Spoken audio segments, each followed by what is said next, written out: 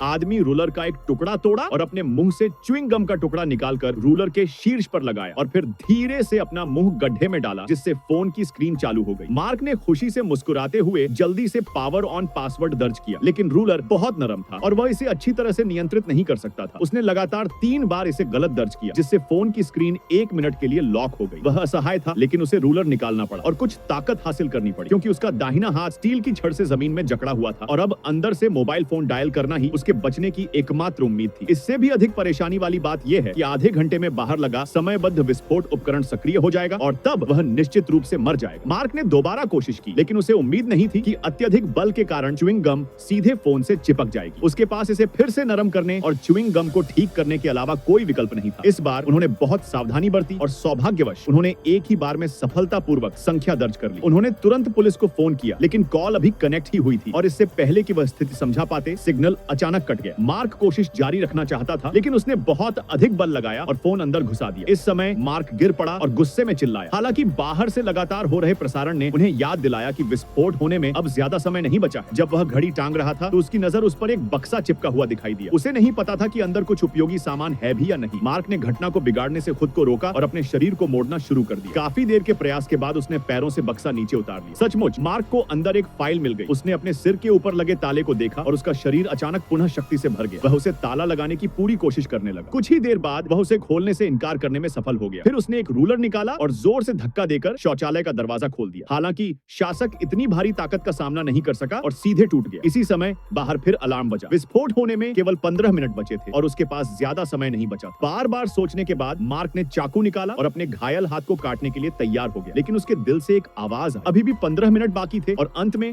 वह अभी भी ऐसा नहीं कर सका। मार्क ने दूरी मापने वाली मशीन उठाई और अचानक